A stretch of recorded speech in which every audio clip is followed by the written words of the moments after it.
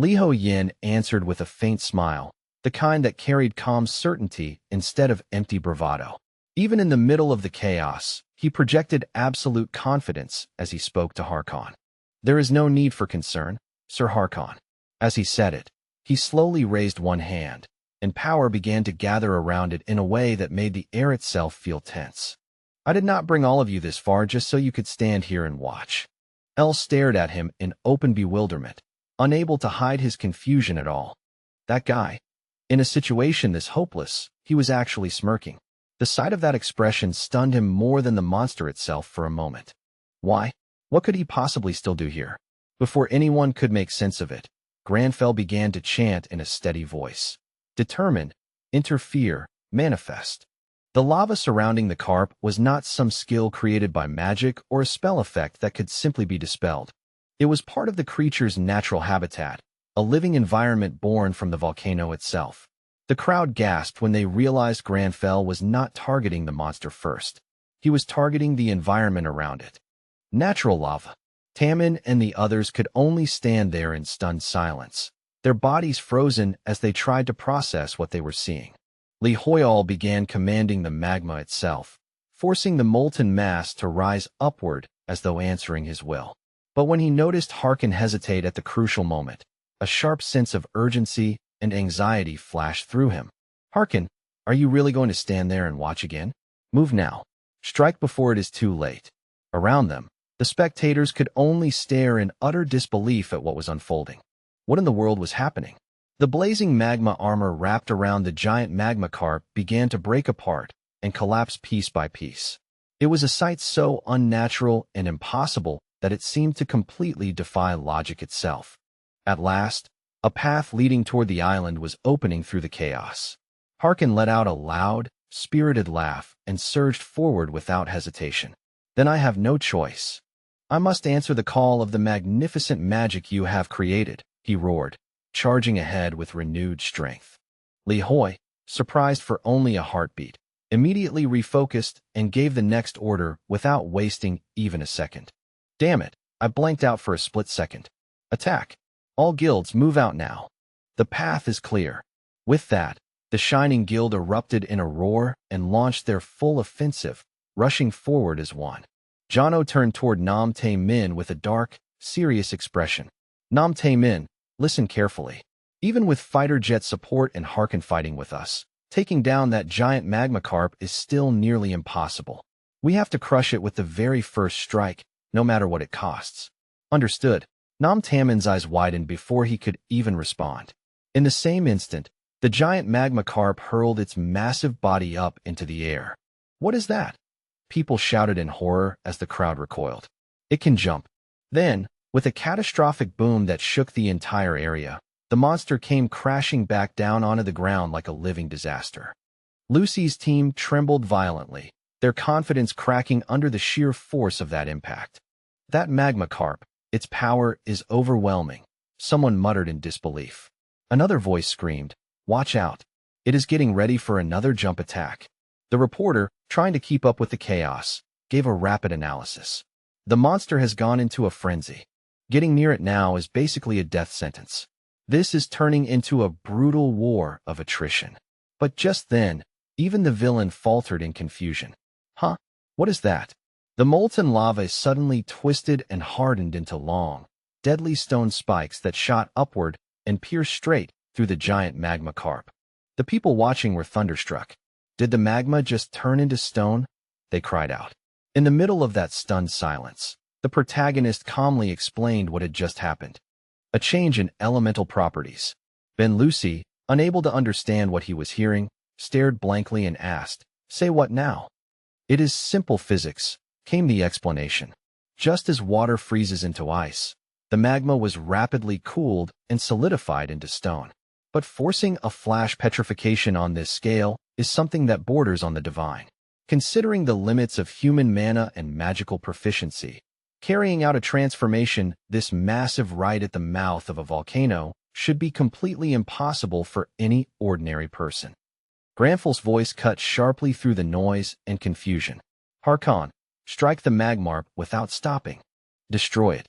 And just like that, One of the giant magma carps was obliterated, crushed under the relentless assault before it could recover. The crowd fell into stunned silence, unable to even cheer right away. Elsie gave a helpless laugh, the kind that came out when reality became too absurd to process. The Shining Guild is ranked number 1, and yet our contribution here is basically 0. This is insane. Let us just go home. Meanwhile, the reporter's voice rang out with feverish excitement. Ladies and gentlemen, the giant magma carp, the ruler of this island, has been defeated. And the greatest contribution goes to Lihoyli and the Knights of Lihoylness. The contribution tally was displayed in full as everyone looked on in disbelief at the final results. Granville was practically trembling with excitement, his entire body buzzing like a coiled spring ready to burst. His eyes were wide with disbelief as the reality slowly sank in. I can't believe this, he thought to himself, still trying to process what had just happened. How in the world could a man wearing such an absurd, almost comical expression defeat something as terrifying as the alpha magma carp so effortlessly? The battle had ended so quickly that it almost felt unreal. Before Granville even had the chance to fully recover his mana or steady his breathing, the system chimed with a new notification. To his astonishment, he had been awarded the highest contribution reward for the entire raid. As the scene was broadcast across countless screens, a reporter's voice rang out with excitement. Ladies and gentlemen, what we are witnessing here is none other than the legendary treasure of the island. The reporter continued with growing astonishment, relaying fresh information that had just arrived from other sources. According to the latest reports, they announced, struggling to keep their voice steady, Lihoyle has already secured another treasure on a completely different island within the archipelago. The revelation sent ripples of shock through the viewers watching the broadcast, as it implied that more secrets and rewards were hidden across the scattered islands than anyone had originally anticipated. Granville lowered his gaze slightly, his mind racing as he tried to piece together what all of this meant. The treasure of the island, he repeated silently, letting the words settle in his thoughts. From everything he had observed so far, it seemed obvious that this treasure must represent the final reward tied to the completion of the entire raid event. If that was the case, then everything, the battles, the chaos, the risk, had all been leading up to this single moment. So, this should be the end of it, right? Someone muttered uncertainly. Yet just as that question lingered in the air, an eerie silence fell over the scene. The reporters on site suddenly froze mid-sentence, and even the viewers behind their screens felt a strange chill creeping through the broadcast. Something about the situation felt wrong, unnaturally wrong. Huh. The confused sound escaped from several mouths at once, both on the island and among the countless people watching the live transmission. In an instant, the entire atmosphere at the scene shifted. What had moments ago been a celebration of victory now carried a heavy, suffocating tension, as though the air itself had grown thick and uneasy. What's going on here? Someone shouted nervously. Why isn't the system responding? Another voice chimed in, filled with disbelief. Isn't that supposed to be the legendary treasure? Just as confusion spread through the crowd, a horrifying surge of dark energy suddenly rushed toward Granville like a violent tide. The system notification flashed again, this time with chilling clarity. The Yuzra archipelago has been tainted by human greed. Initiating self-destruction sequence. For several seconds, nobody spoke. Every person present simply stared at the glowing system message hovering in the air, their faces slowly draining of color as the horrifying meaning of the words sank in. What is this supposed to mean? One player whispered shakily. Something's definitely wrong here. Another voice joined in, trying to reason through the situation. Wasn't there still one gauge bar left? The count of lost treasures didn't add up from the very beginning. The realization struck like lightning. Wait, could it be? Is there another treasure hidden somewhere else? Nearby, Lihoyle stood completely still, his expression frozen as the implications raced through his mind. This can't be happening. Granville felt a sudden, uncomfortable pull deep within his chest, a lingering trace of greed directed toward the treasure. He clenched his jaw immediately. No, he told himself firmly. The treasure I obtained earlier never triggered the destruction timer. If that was true, then why was such overwhelming demonic energy now erupting across the entire island? The conclusion was impossible to deny. Somewhere on the archipelago, another treasure had already been corrupted, completely tainted by the filthy greed of a human heart. Far from Granfel's location, on another part of the island, both adventurers and criminals alike began trembling as the ominous energy spread across the land. The air felt heavier with every passing second.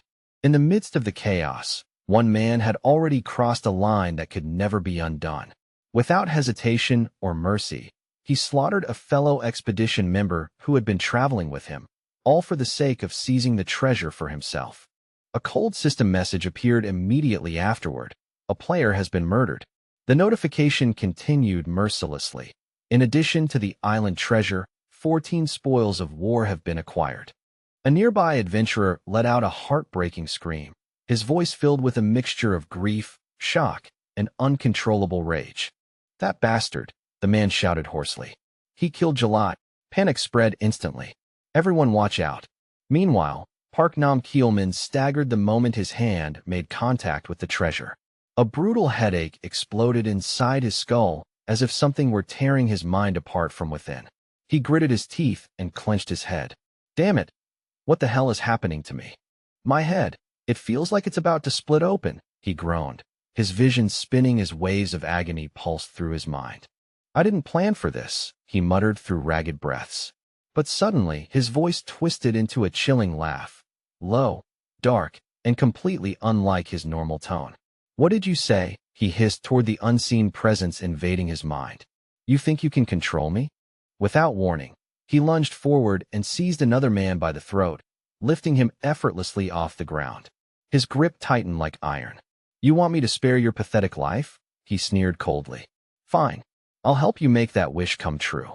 At that exact moment, his mental stability collapsed entirely, dropping to zero. The dark energy coiled around him like a living serpent, tightening with every passing second. A sinister voice echoed through his mind. "To those who lack the power, I will grant you the desires of your heart." The black energy continued to surge and swirl, threatening to swallow him completely, as if it intended to devour both his body and soul. "Now, it's your turn to help me," the corrupted man whispered with chilling delight. But in that very instant, before the madness could go any further, a swift figure dashed into the scene and interrupted everything. A single sword flashed through the air. The sharp strike cut straight through the oppressive tension like lightning slicing open the sky. Park Wigang, who had been sobbing in terror moments earlier, suddenly stopped crying and stared in stunned disbelief. The mysterious rescuer slowly turned around, revealing himself. "Hey," he said calmly, his voice steady despite the chaos around them. "Are you all right?" It's one of Lee Hoyle's knights," Park Wigang cried out, tears streaming down his face with overwhelming relief. Meanwhile, Granfell stepped forward from behind them, his movements slow and deliberate, his footsteps heavy with an unreadable mood. "Is he irritated?" Someone wondered nervously as they watched him approach. Granville suddenly paused, a disturbing thought crossing his mind. "Wait, am I being influenced by the demon's power too?"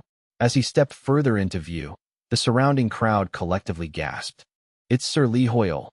Park Wigang quickly wiped away his tears, his expression instantly shifting from despair to excitement as he activated his live broadcast. "Everyone watching," he shouted energetically into the camera. "You've been waiting a long time for this moment.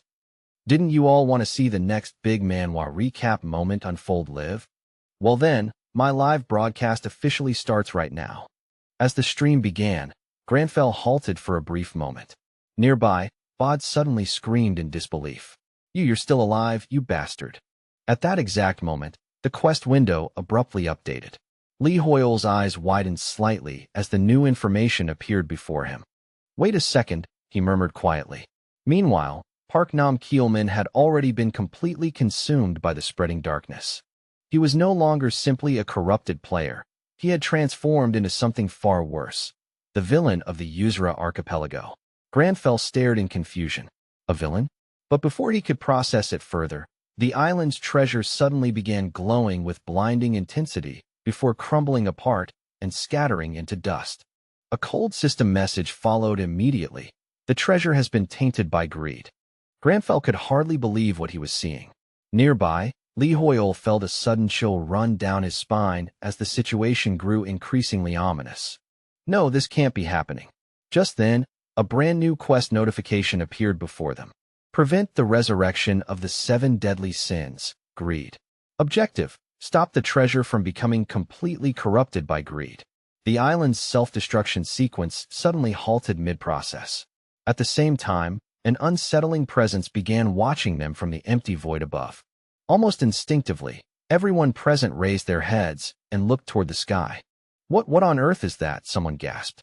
Senios grabbed Leone Bellucci's shoulder in fear as his voice trembled. "Sister, look up." High above them, something enormous had begun to materialize, an enormous, terrifying hand forming within the clouds.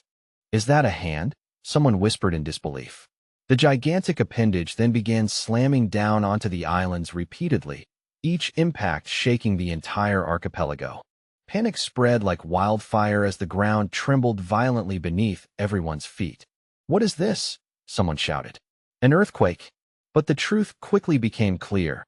The massive hand was forcing the separate islands to crush together, merging them into a single landmass.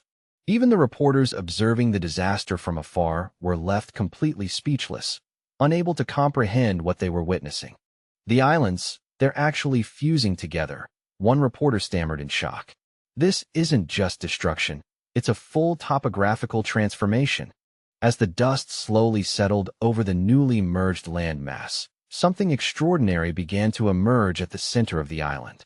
Rising majestically from the ground, bathed in radiant golden light, a magnificent castle slowly revealed itself, towering over the entire archipelago like the birth of a new, ominous era. There was definitely something there. Harkon stood rooted to the spot, his whole body going stiff as the towering structure split the skyline and kept rising higher. His breath caught in his throat, and all he could do was stare. "How is that even possible?" he muttered, unable to tear his eyes away from the impossible sight unfolding in front of him.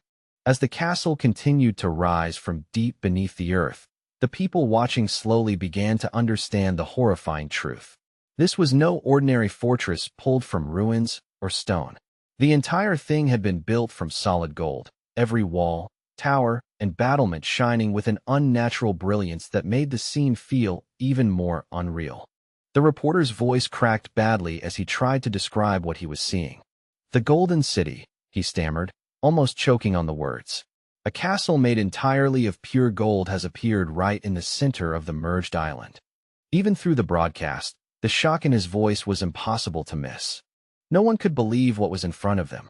"Is that really gold?" someone whispered in disbelief. It was not just a gate or a tower. It was the entire fortress, a massive city of gold standing where nothing like it should exist. The question spread from person to person in stunned voices. Could this be the island's true treasure all along? Even Lee Hoyle, who had seen more than most people could ever imagine, was shaken all the way to his core by the sight of it. The Golden City. The word struck something in his memory, and then, like a buried warning finally surfacing, he remembered exactly what this place had to be. That's the Castle of Greed, he realized at once. It was the lair where the demon of greed was said to dwell. The very presence of that castle made Lee Hoyle's stomach twist violently, a wave of nausea washing over him as if the structure itself was rejecting the living. It gave off a vile, gruesome aura so oppressive that it seemed to scream a single warning into the soul of anyone nearby: stay away. Then another thought hit him, sharp and immediate. Wait, has the magic classroom quest been suspended? The question flashed through his mind as he tried to make sense of the overlapping missions and the sudden change in the island's condition. Magic classroom quest, he murmured under his breath, watching the system closely. The quest window flickered before him like a bad omen. The curtain of night has been lifted, and the flames of war have been ignited.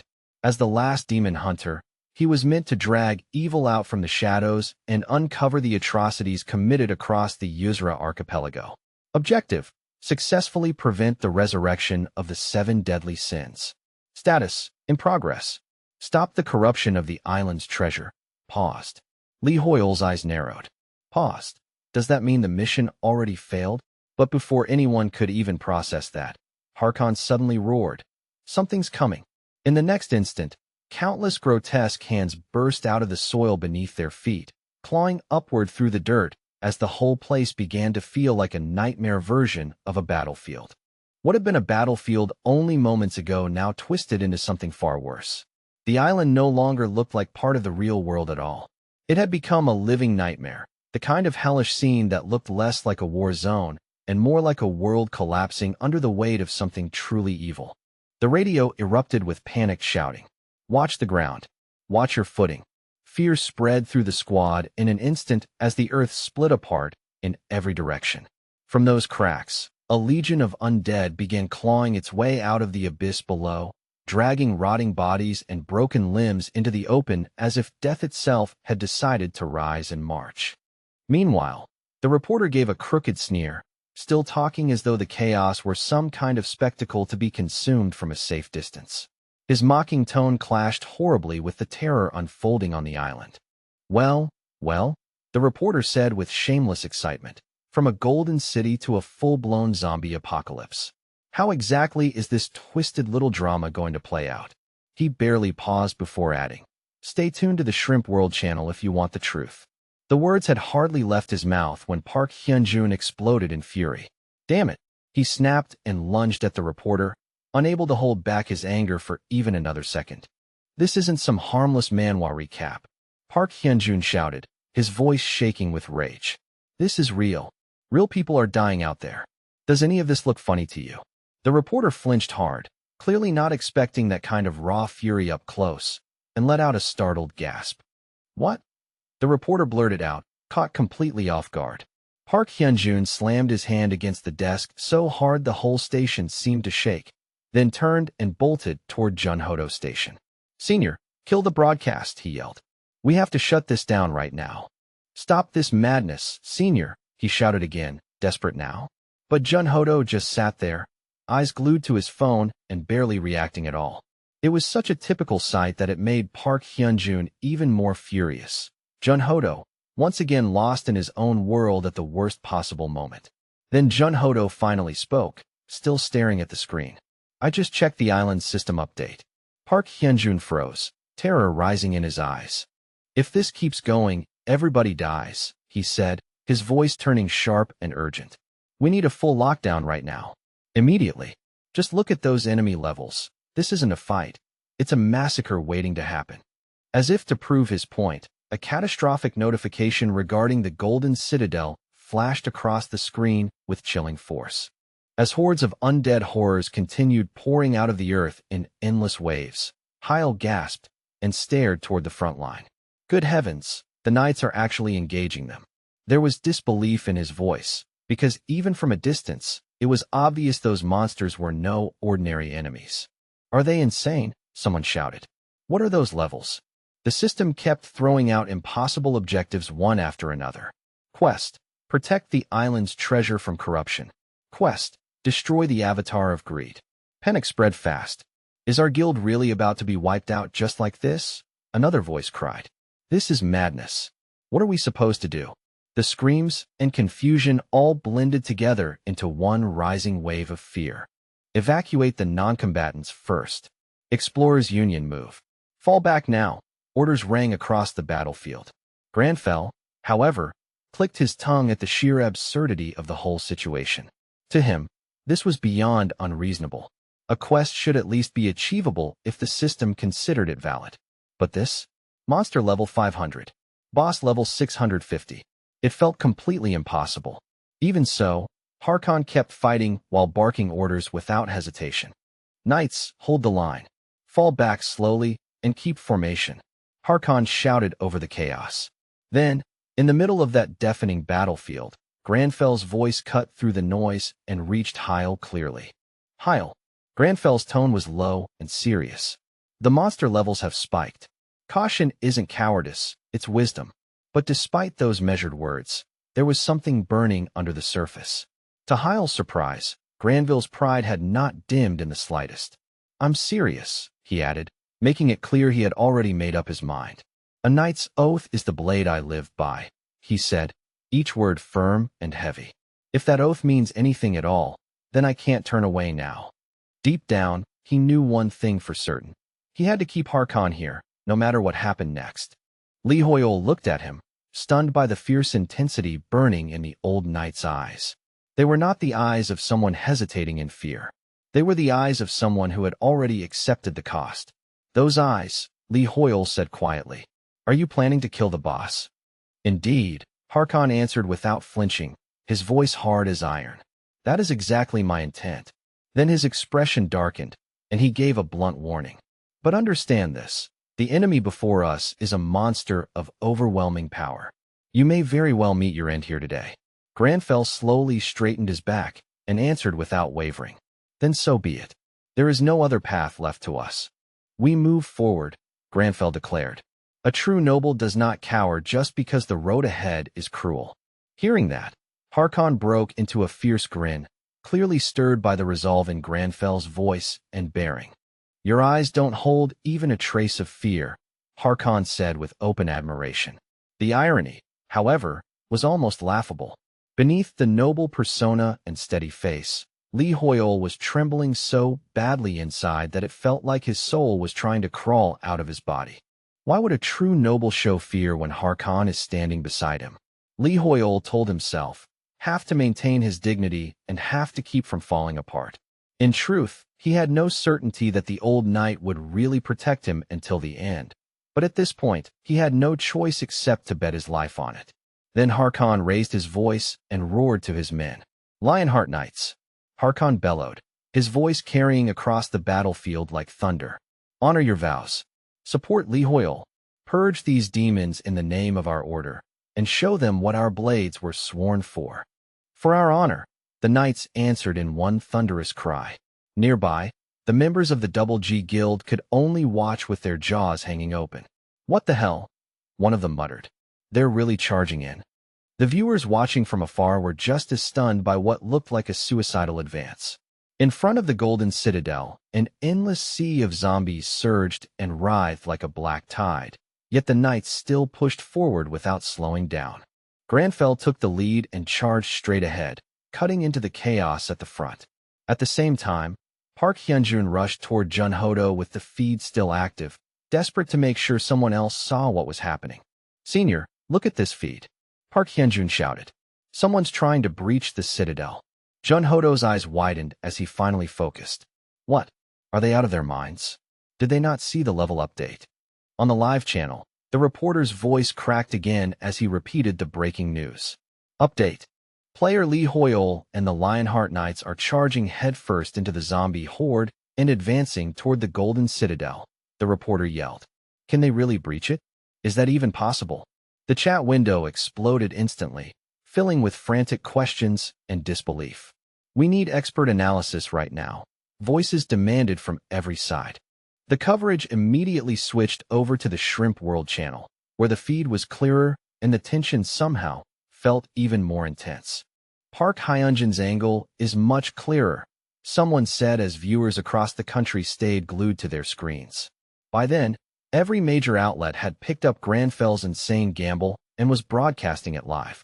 A breaking update soon followed. The Hunter Association had officially ordered a total blockade around the area. Granfell watched as the Lionheart Knights tore through the undead with disciplined precision. His eyes sharpened with approval. Excellent, he murmured. The Lionheart Knights are proving exactly why their name still carries weight. Truly the finest on the continent, he thought as he studied their movements. Their ability to adapt on the fly is nearly flawless. Then he turned his focus inward and checked his condition. His mana recovery was continuing at a steady pace, and that fact mattered more than anything else in the middle of this madness. Watching that brutal symphony of steel, undead flesh, and flying blood, Granfell kept calculating in silence.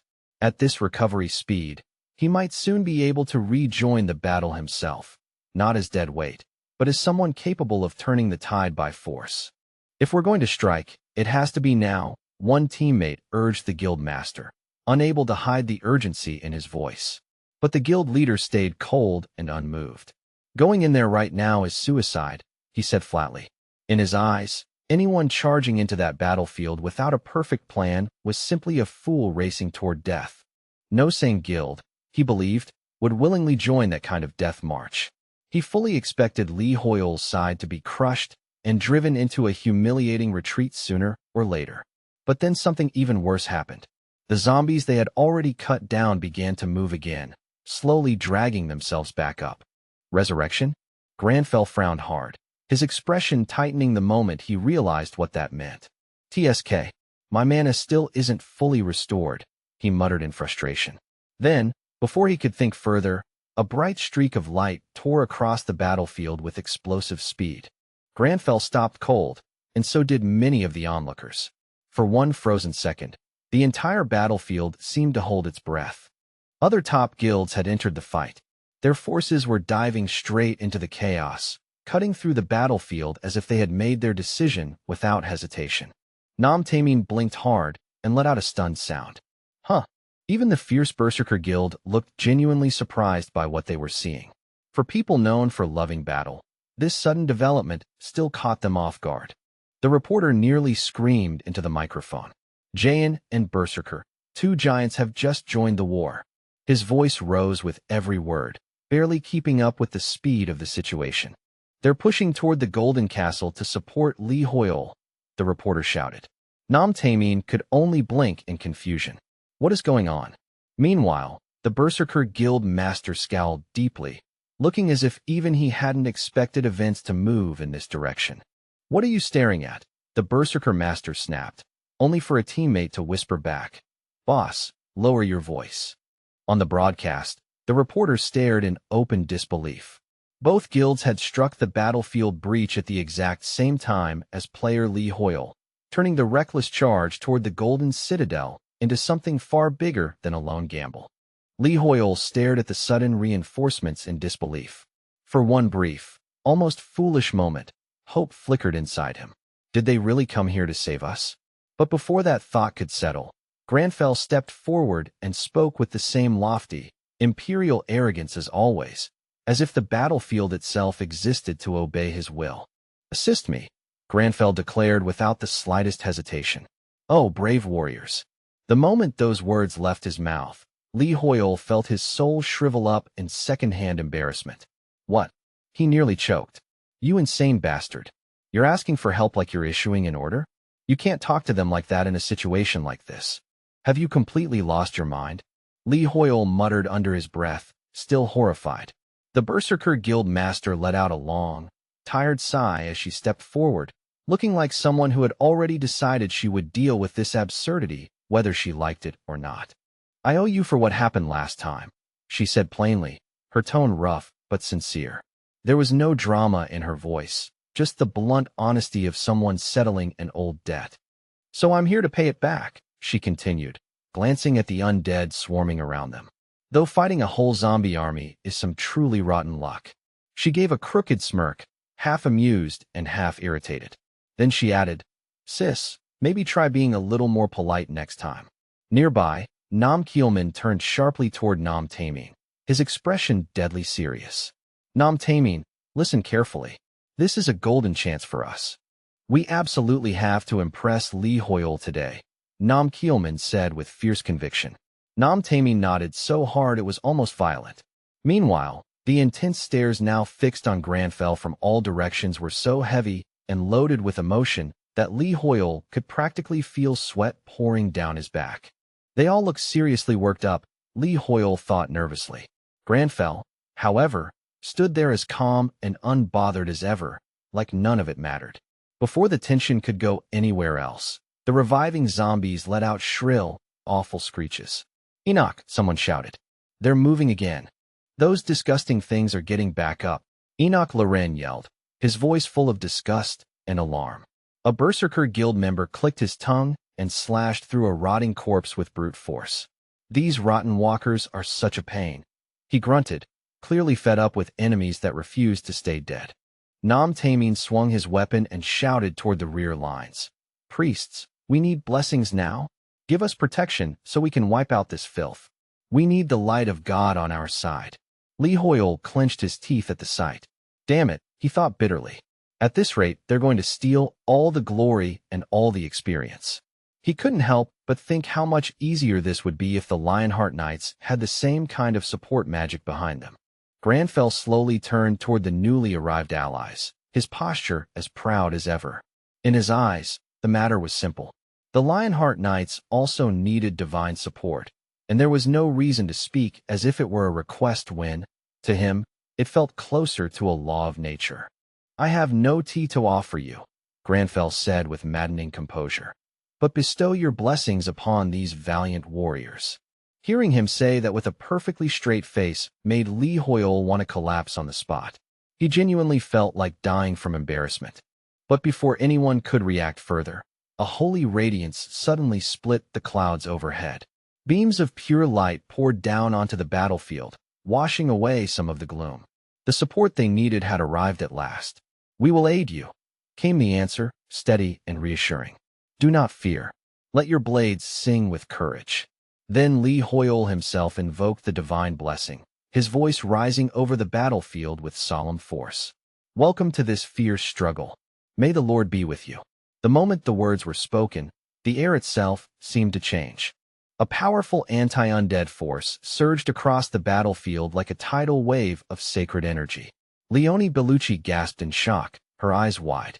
What in the world is this power? Even the reporters watching from afar completely lost their composure, their voices jumping with excitement as the scene took a dramatic turn. "Excellent. That's a direct counter. A critical hit," one of the commentators shouted. Nam Taemin clicked his tongue in annoyance and muttered, Yeah, we were going to do that anyway." But complaint or not, the effect was immediate. Fired up by the blessings, the knights surged forward with renewed strength, and their morale ignited like dry grass catching flame. "All right, the flow of battle just changed," someone yelled. "Charge! Cut them all down."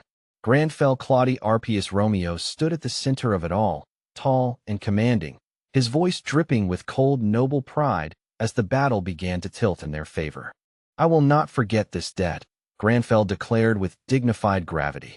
Nam Taemin let out a scoff and waved it off. "It's nothing, really." Then he turned back toward Li Hoyol and asked, "Do you need anything else?" Pointing to himself with obvious pride, he added, "Whether it's the Lord's blessing or divine protection, just say the word. Our priests are ready to support your side at a moment's notice," Nam Taemin said confidently. Granfell lifted his chin and answered in a lofty tone, "That will be sufficient for now." Then Granfell Claudi Arpius Romeo added, almost haughtily, "Those brave warriors have already been granted strength beyond their natural limits." Nam Taemin froze on the spot, completely thrown off by that response, while Li Hoyol felt a hot burst of frustration explode inside him. "Why didn't you just ask for more buffs?" He screamed inwardly, nearly losing his mind at Granfell's unnecessary pride. Just then, Harkin's attention suddenly snapped to the side. Something invisible had touched his senses. A strange voice echoed inside his mind, low and intimate, as though it had crawled in through a crack in his soul. "Is Harkon giving you a headache?" the voice asked. Harkin's eyes widened in pure disbelief. The question struck him like a physical blow, and a wave of confusion crashed through him so hard that, for a moment, even the battlefield noise seemed to disappear. "What is this presence?" he thought, shaken to the core. "I never once believed in gods or ghosts." And yet, within that vague silhouette, he thought he saw someone impossibly familiar, a figure from the distant past, like a memory that had no right to return. "Your Majesty?" Harkon whispered, the words escaping him before he could stop them. At the same time, a sinister black energy began to coil around him like a living serpent, winding tighter and tighter as if it had finally found an opening. Everyone nearby froze at once. The shift in the atmosphere was so sudden and so severe that even seasoned fighters found themselves locked in place, their instincts screaming that something had gone terribly wrong. Then a scream ripped through the air from near the city gates. "Danger! Everyone get back!" The warning came too late to sound calm, sharp with pure fear. Harkon was being swallowed by the abyss before their eyes. Dark corruption spread across him in a way that made everyone's blood run cold. It had taken hold, and it was advancing fast. So this is how it ends. The thought flashed through Harkin's fading consciousness as the others rushed to him in desperation. "Commander Harkon, snap out of it," they shouted. "You're losing control. Pull yourself together." But their voices were already growing distant. His mind was slipping backward, dragged into an old promise buried deep in his past. I made a vow to His Majesty. His thoughts fell into a flashback from the era before the dimensional shift, back when the world still felt stable and the Empire still stood with some shred of certainty. It was then that the Emperor had received urgent intelligence from the front. The commander of the Demon Legion has appeared in the northwestern canyon, the report said. At once, Harkon dropped to one knee before the throne, his posture straight and unwavering despite the grim news hanging over the chamber. Then give the order, Your Majesty, Harkon said without a moment's hesitation. If you command it, I will carry out your will immediately. But the Emperor did not answer right away. A heavy, suffocating silence filled the room, stretching so long it felt almost physical. Only after that long pause did he finally speak. The Legion Commander, the Emperor murmured, his voice burdened with exhaustion. You mean to say that thousands of soldiers may die if we send them against the demons? The weight of those words was not just military. It was human, personal, and painfully real. The Emperor turned his back to Harkon as he spoke again, his voice quieter now. When the demons appeared, the adventurers vanished. Harkon remembered that dark time vividly. The kingdom had already been pushed into a tragic state, and every new day had only made it worse. Even the magic tower we sent to investigate has gone silent, the Emperor continued. That detail alone was enough to chill anyone who heard it. If even they had disappeared, then the scale of the threat was beyond ordinary reasoning. The people are drowning in fear, he said, sounding more like a weary father than a ruler. Why must it be like this? This is Imperial land. This is supposed to be the ground we protect. There was bitterness in his voice, the bitterness of a king watching his own realm collapse under forces he could not stop. At some point, a pillar of light had descended from the heavens, bright and sacred in appearance, yet it had brought no real comfort. If anything, it had only made the silence from above feel crueler. Not even the common people can escape the catastrophe that's coming, the Emperor said. Every night, I have fallen to my knees and begged the Lord for an answer. His voice was low and cracked, stripped of royal pride by fear and helplessness. Harkon listened in silence, taking in every word of his king's despair. Is this truly the end of our world? The Emperor had asked. Is this truly the will of the divine? Harkon watched as the king's hope crumbled piece by piece, yet the heavens remained maddeningly silent, offering no answer at all. Outside, even the sky had begun to twist into something unrecognizable, as if the world itself were being warped by an unseen hand. It looked wrong in a way that stirred dread deep in the bones. Has God truly forgotten us? The king asked at last. Then he turned to Harkon with weary eyes and said, Tell me, Harkon, have we really been abandoned by the divine? It was not a ruler's question. It was the desperate question of a man standing at the edge of hopelessness. But the Knight Commander did not waver. Harkon remained calm, straight-backed, and steady as he answered. Your Majesty, the ones responsible for this tragedy are the demons. They are the source of this ruin. God has not abandoned us, Harkon said firmly. The demons are merely blocking the path to his grace. Then he made a bold declaration, one so direct it left no room for doubt. I, Harkon, will not return until I have taken the head of the demon commander. I swear that I will open the path to God for you, Your Majesty. After hearing that oath, the king fell silent again. But when he finally spoke, his next words caught Harkon completely off guard. It's all right, Harkon, the king said softly, wearing a faint and sorrowful smile. I no longer have much faith in God anyway.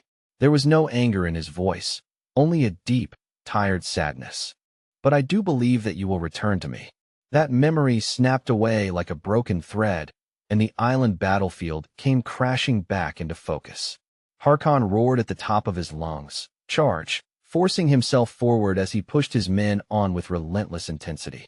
His Majesty is waiting for us, Harkon shouted, his voice carrying over the clash of battle like a command and a plea all at once. Do not yield. Do not fall, he bellowed. Then his eyes locked onto a single figure ahead. That one. That is the commander of the Demon Legion. In that instant, Harkon believed with absolute certainty that killing that enemy would end everything and fulfill the promise he had carried all this time. With murderous resolve burning in his eyes, Harkon lunged forward in a straight line, pouring all his killing intent into that one decisive strike.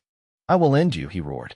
But the demon only sneered back at him, calm and mocking, as if Harkon's fury meant nothing at all. "You're too late," the demon said. Harkon immediately prepared a magic strike to finish it, but just as he moved, the demon's body dissolved and vanished into thin air, slipping away like smoke.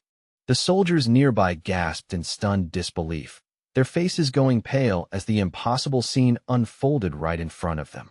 Harkon tried to stop the ritual before it could fully take hold, but his target had already vanished from sight. He reached out too late.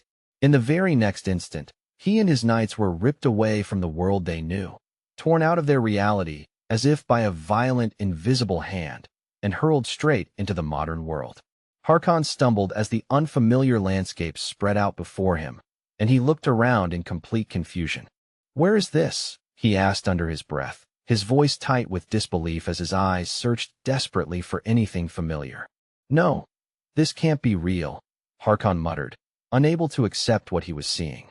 But the shock was not his alone. The people of the modern world who suddenly found themselves face to face with armored strangers were just as stunned and confused by the impossible scene. "What the hell is going on?" someone in the crowd blurted out. "Who are these people?" "Cosplayers." The confusion spread fast, because to ordinary eyes, the knights looked like they had stepped out of a fantasy drama and into a city street by mistake. "What is happening here?" Harkon demanded, his voice growing harsher as panic crept in under his composure. He searched frantically for some way back, some trace of the path he had just crossed, but the road home was already sealed shut, as if it had never existed at all. "I have to return to His Majesty," he said, the words breaking out of him almost like a prayer. "Your Majesty." Then he saw it, just for a moment, a fading vision of his king, growing dimmer and dimmer before his eyes like the last light of a dying fire. Something inside Harkon snapped. His mind twisted under the weight of grief, desperation, and obsession. "To return to my king," he thought. "I have wandered through hell itself." It no longer sounded like a vow. It sounded like the confession of a man who had already gone too far to come back unchanged. "Have you finally come to me?" he whispered, staring ahead with trembling eyes as if he truly believed the figure before him was the one he had been chasing all this time. The modern hunters who witnessed that moment felt a chill crawl through their bodies. The pressure rolling off Harkon was terrifying, heavy enough to make breathing feel difficult. Yet he lowered his head with absolute devotion and said, "Please forgive this unfaithful servant for arriving so late, Your Majesty." "Your Majesty," Harkon repeated again, and by then it was painfully clear that he was no longer seeing reality. He had fallen completely under the hallucination's control, and whatever stood before him in his mind had already taken priority over everything around him. "I shall become your sword," Harkon declared with fanatical conviction, "and I will erase every last one of your enemies." There was no hesitation left in him now, only total submission to the illusion consuming his mind. Li Hoyol was so horrified that, for a second, he could not even force words out of his mouth. His throat went dry as he watched Harkon's killing intent spread toward everyone nearby. "Harkon, he's targeting all of us," he realized. "Oh God, why now? Why would this happen at a time like this?" Bod screamed in alarm, his voice nearly breaking. Captain, are you okay?" Nearby, Leone Bellucci could only stare in stunned disbelief, unable to process how things had turned this bad so suddenly. "What? Why is he acting like this all of a sudden?" Leone cried out, panic rising in her voice. "He's completely lost it. He's gone insane." The shock in her expression made it clear she still couldn't accept what her eyes were telling her. She instinctively tried to step in. "Sister, don't say that," someone began, but the tension swallowed the rest.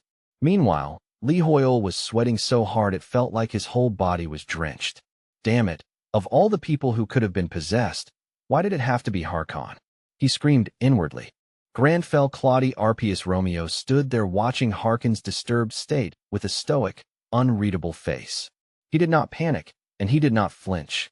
He simply observed, as if trying to understand the exact nature of what was happening behind that madness. Something is definitely wrong, he thought. Depending on the situation, mental domination can be far more complicated than a simple curse. Then, Without warning, Harkon vanished from sight. The next instant, he reappeared in a blur, launching a lethal strike straight at Grandfell with terrifying speed. Grandfell Claudi Arpius Romeo, someone shouted. At the last possible second, Nam Taming intercepted the blow and blocked it just in time. After forcing the attack aside, he immediately turned toward Lee Hoyle with the look of someone who desperately wanted acknowledgement for what he had just done. "Brother Lee Hoyle, are you all right?" Nam Taming asked quickly, half concerned and half fishing for praise. But Grandfell Claudi Arpius Romeo turned his head before Lee Hoyle could answer. Romeo shot Nam Taming a glare so sharp and cold it felt like it could slice straight through steel. The meaning was immediate and unmistakable. Nam Taming shut his mouth on the spot, all the confidence draining out of him in an instant. His older brother let out a small chuckle at the sight, clearly amused by how fast Nam Taming had folded under that glare. "Nam Taming, don't push it," his brother teased. Nam Taming only shrugged like it was no big deal and said, "I was just worried about brother Lee Hoyle's safety." Even so, irritation lingered in the air. "Still, who are you to interfere with how I deal with Lee Hoyle?" The mood seemed to say. "Ah, great," someone muttered. "He's pissed. So what are we supposed to do now? Seriously, he looks genuinely insulted," another voice whispered. "How do we even fix this?" But Lee Hoyle barely heard any of it. His mind had become fixated on the strange magic light he had seen earlier. Then suddenly, his thoughts jolted into place. That light. If it weren't for Nam Taming, I would have died just now, Lee Hoyle realized, his heart still pounding. He quickly looked around in alarm. "Where's Harkon?" Then he found him, locked in a violent clash with Enoch Loren, steel crashing against steel in a shower of sparks. In the middle of that fierce exchange, Enoch shouted at the top of his lungs, "Captain, please wake up. Please snap out of it." His voice was desperate, full of the fear of someone trying to reach a person already slipping away. "It's us, your men, your subordinates." Enoch Loren cried out again. "We still have to go back to His Majesty together, don't we?" His plea came from the heart, as if the right words might somehow pull Harkon back from the edge. Harkon gritted his teeth, so hard it looked painful. "Silence," he growled. Then he roared like a wild beast, the sound so full of rage and distortion that it barely sounded human anymore. "How dare filthy demons like you speak of His Majesty?" Harkon bellowed, his eyes blazing with hatred and confusion. He no longer saw allies in front of him, only enemies wearing familiar faces. Enoch Loren and Bod stood frozen in disbelief. "Demons?" they repeated, stunned. "Captain, do you really think we're demons?" "It's us." But Harkon's mind had already drifted too far from reality. "And now you dare mock my honor as a knight?" he snarled, seeing betrayal where none existed. He swung his greatsword with crushing force, the blow so heavy it made the air groan. "I have no patience left for your lies," he thundered, pouring all his wrath into the strike. Then Lee Hoyle suddenly understood. That light, that must be the key. But he had no time to think further. Harkon charged the group head-on, his eyes burning with a madness so intense it made him look less like a man and more like a walking disaster. "Watch out! He's coming!" someone shouted. A violent shockwave exploded outward the moment Harkon's attack landed, scattering dust and debris everywhere.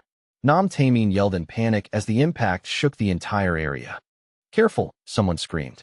This is exactly the kind of insane twist you'd expect in a leveling manhwa. Even in the middle of terror, the sheer absurdity of the situation was impossible to ignore. With no other choice left, everyone was forced to fight back against the very ally they had trusted moments earlier. But Harkon attacked with terrifying savagery, like a man fully possessed and driven by something far beyond reason. Every single strike he threw felt impossibly heavy, as if each blow carried the weight of a mountain crashing down on them. All they could do was defend and try to survive. Harkon's overwhelming power drove them back step by step, and it genuinely looked as if he intended to slaughter every last one of them without hesitation. Little by little, despair began creeping into the hearts of everyone on that battlefield. The sense that they might not survive this was becoming harder and harder to ignore. Harkon's attacks were so destructive that the ground itself cracked open beneath them. Stones shattered, dirt flew, and shockwaves rippled outward with each swing, leaving everyone bruised, battered, and struggling to stay on their feet. "Are you okay?" one of them shouted through the chaos. "I'm fine. Just a scratch," came the strained reply. But that was little comfort. After only a handful of exchanges, the team was already in terrible shape, scattered and half-broken by Harkin's relentless assault. "Help! Somebody help me! I'm trapped under the rubble," one person cried out. "Is there a healer? We need a healer over here." Another voice answered, "I'm fine. Go check on Enoch and Nam Tamin first."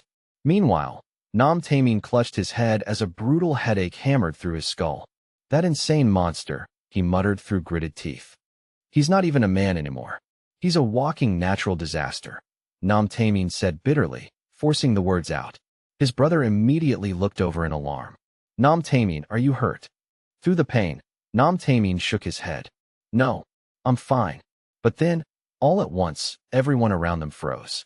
Their eyes widened in pure, overwhelming shock at what they had just seen. Granfell Claudi Arpius Romeo had caught Harkin's blade with his bare hand.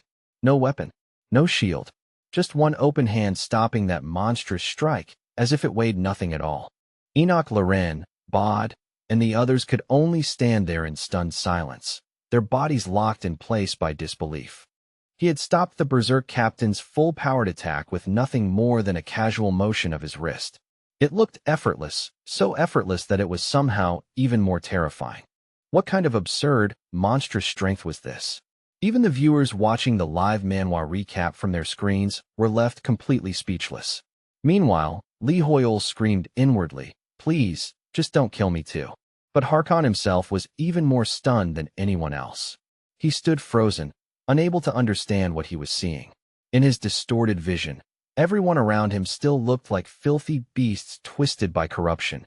Everyone except Granfell. Granfell alone shone with a brilliant white light, pure and blinding, like something untouched by stain. Among all these foul abominations, Harkon demanded in a shaken voice, "How is your soul so utterly clean?" There was suspicion in his tone, but also genuine confusion, because what he saw in Granfell made no sense to him at all. Harkin's question left Granfell looking just as baffled in return. He frowned slightly, clearly unimpressed with the logic of the accusation. "How should I know?" Granfell replied flatly, almost irritated. "It's not as though I can see whatever madness you're seeing." But then a sudden realization struck him like lightning. Was this the passive effect of the Demon Hunter class in this leveling manhwa? The thought barely formed before Harkin's killing intent surged sharply once again, filling the air with deadly pressure. "Reveal your true identity," he demanded in a voice cold enough to freeze blood, "or my blade will force the answer out of you." Granfell instantly understood the situation. Silence would get him killed. He had no room to hesitate now. He had to come up with a convincing story, and he had to do it fast. Damn it all. Lee Hoyle's thoughts spun wildly in pure panic, each one louder and more frantic than the last. His mind was racing so hard it felt like it might tear itself apart. "It's over. I'm finished." He had been so stunned that not a single word came out at first, yet somehow he still managed to keep that stiff, noble facade on the outside. Harkon stepped closer, his murderous aura blazing hotter with every step, like a fire ready to swallow everything in front of it. "You refuse to answer," Harkon said, his voice low and dangerous. Lee Hoyle trembled in spite of himself, struggling to keep his face from cracking under the pressure. "Wait, is he talking to me, or to the character I'm acting as?" Lee Hoyle wondered in confusion and terror. But Harkin's patience had already run out. "It no longer matters," the knight growled. "I'll simply carve the truth out of you myself." Lee Hoyle screamed internally. "Wait, hold on a second."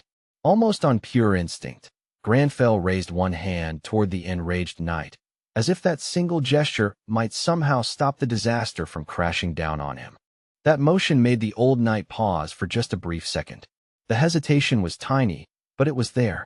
What is the meaning of this? Harkon wondered, even as fury continued boiling inside him like a storm on the verge of breaking. "Are you mocking me?" Harkon demanded. "Trying to deceive me with cheap tricks?" Yet as he glared at the man before him, his eyes drifted lower toward the other's chest, and a flicker of confusion began to cloud the rage burning in his gaze. His stare fixed on one tiny detail. A button. No, it was not just a button at all. There was something familiar about it, something important enough to stop even his murderous momentum. That was the insignia of the Magic Tower, a crest personally bestowed by His Majesty himself. It was no ordinary ornament. It was proof of royal recognition, and in Harkon's eyes, that symbol carried enormous weight. It was the mark of someone who had saved countless lives, a symbol of service and honor that could not be worn lightly. To Harkon, it was not decoration, it was sacred. We, the knights sworn to Li Hoyle's cause, pledged an eternal oath to serve the one who bears that crest, Harkon recalled. The words came back to him like a vow carved into his very bones. In an instant, Harkon's killing intent disappeared as if it had never existed. Li Hoyle, we shall be your sword and shield, he said. Memories flooded back into him all at once, clearing his mind like a violent storm suddenly breaking apart. Li Hoyle blinked in stunned surprise, hardly believing what he had just heard. Did he really just break free from the madness? Li Hoyle wondered, still reeling from the sudden reversal. Outwardly, Granfell remained composed and dignified as ever, but inside, a huge wave of relief had already crashed over him. As expected, true nobility recognizes true nobility, Granfell declared with flawless composure. I hold no hostility toward you. I am your ally. We are bound together by the code of genuine nobility. He delivered the line with such confidence that it almost sounded natural. Then, right in the middle of the tension, a bright system window chimed into view. Skill. Etiquette has increased. Li Hoyle nearly lost his mind. The skill actually leveled up from that? From talking my way through a life-or-death disaster? Even he could hardly believe it. Etiquette LV. 2 achieved. New effects unlocked. Before he even had the chance to check the updated effects or stats, Harkon's expression changed again. He felt the atmosphere shift around them in a way that instantly set his nerves on edge. He spun around at once and roared. Li Hoyle, protect yourself, Harkon shouted with urgent force. That demonic energy is trying to enslave you again. But Harkon's warning came a heartbeat too late. The threat had already begun moving. Li Hoyle watched in horror as twisted shadows lunged straight at him like living nightmares. Then something shifted. What the? Before him stood a man radiating catastrophic danger, wrapped in a suffocating gloom so dense it felt like the air itself had turned poisonous around him. What is this? Li Hoyle thought. Am I seeing his mental world? A hallucination created by dark magic? The question hit him hard as he stared at the strange figure. Whoever this man was, he clearly stood at the center of the corruption. The man trembled with such violent rage that it seemed ready to burst out of him physically. He wore the exotic clothes of a foreign king or tribal ruler, adorned with priceless golden ornaments. But those once glorious decorations were cracked and dim now, like the broken remains of a fallen age. Then the figure spoke, his voice shaking with grief and despair so deep it made the air feel heavier. I only wanted to protect my kingdom. Granfell did not look away. He watched the sorrowful phantom without flinching as the tragic story began to unfold before him. My precious kingdom of Usra, the phantom said. A sad history revealed itself piece by piece. It had once been a land blessed with everything. Rich seas, fertile earth, and mountains sparkling with jewels, as if the land itself had been favored by heaven. We lived in peace. We traded with others and shared what we had. But then outsiders arrived. The people of Usra, along with their king, welcomed the strangers with open arms and honest hearts. In return, that kindness was repaid with invasion and steel. A people who had only known peace were helpless before those who lived for war. They had no chance against invaders who came not to trade, but to take.